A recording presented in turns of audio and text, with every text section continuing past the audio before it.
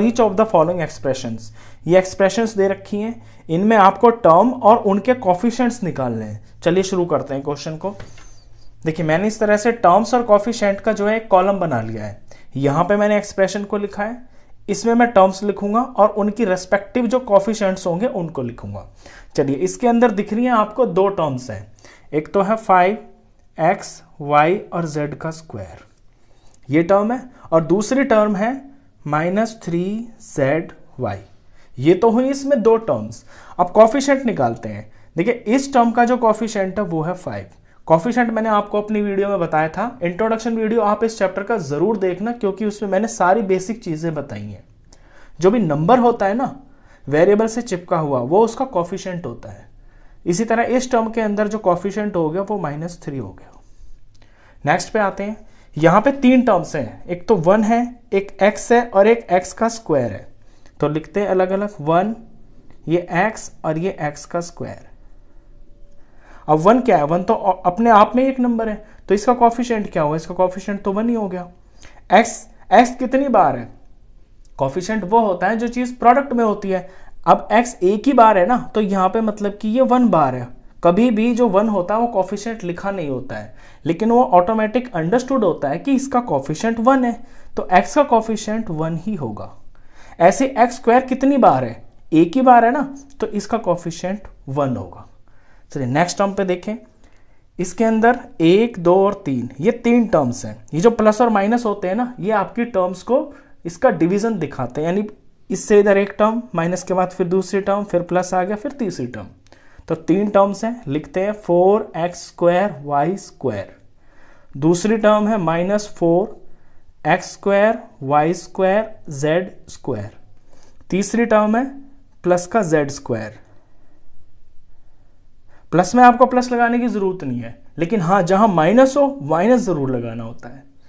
चलिए इस टर्म का कॉफिशिएंट हो जाएगा 4, क्योंकि 4 नंबर है। इसका कॉफिशिएंट हो जाएगा -4, और z स्क्वायर के आगे कुछ भी नहीं लिखा हुआ। जब कुछ भी नहीं लिखा होता है तो उसका कॉफिशिएंट होता है 1। ये 1 बार है, तो इसका कॉफिशिएंट 1 होगा।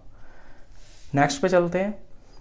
नेक्स्ट में 4 टर्म्स हैं। पहली टर्म है 3, दूसरी है -pq, तीसरी है QR। ये प्लस का है तो मैं प्लस नहीं लिखूंगा, ये माइनस का है RP तो मैं माइनस जरूर लिखूंगा। अब 3 का कॉफिशिएंट तो 3 होगा।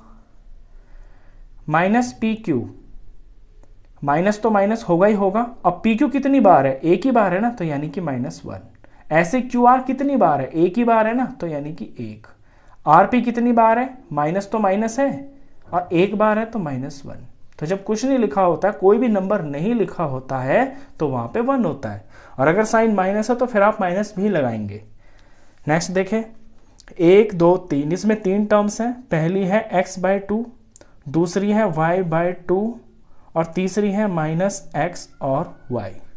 अब इसका कॉफिशिएंट देखिए x/2 कब बनेगा? जब हम 1/2 को x से मल्टीप्लाई करेंगे तो ये x/2 बन जाएगा।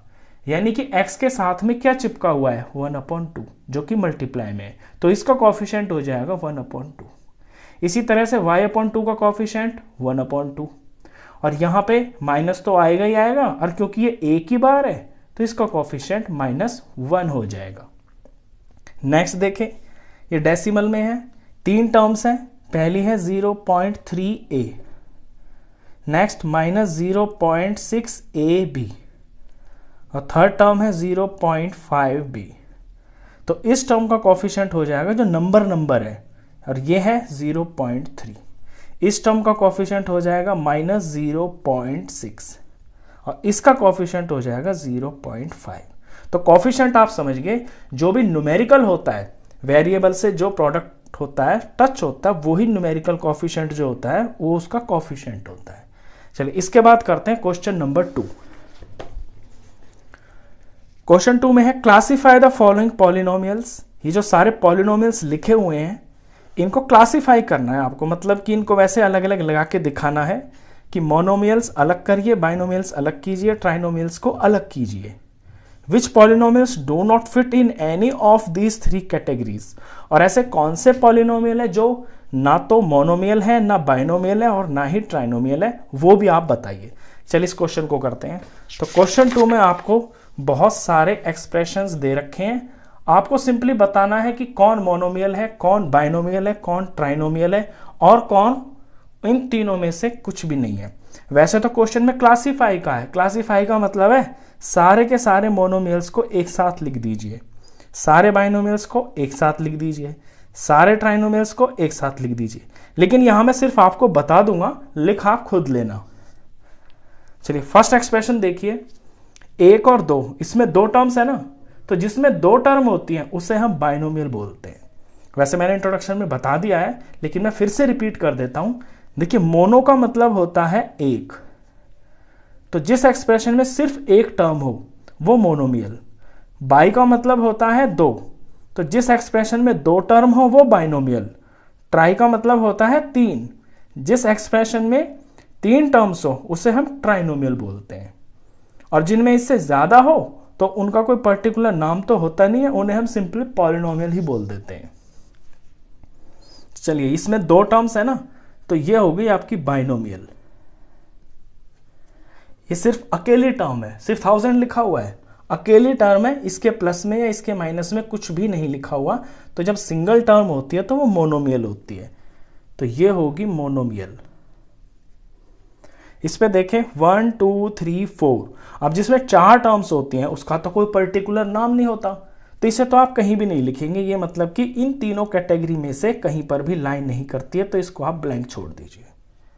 नेक्स्ट 1 2 3, ये 3 टर्म्स हैं, 7 और दूसरी प्लस y और तीसरी प्लस 5x, तो 3 टर्म्स वाली को बोलते हैं ट्राइनोमियल।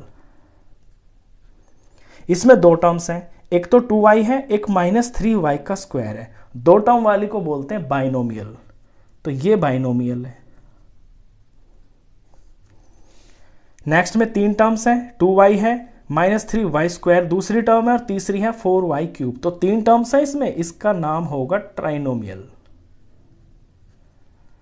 नेक्स्ट इसमें भी 3 टर्म्स हैं, पहली 5x, दूसरी -4y, तीसरी 3xy, 3 टर्म वाली, तो यानी कि ट्राइनोमियल।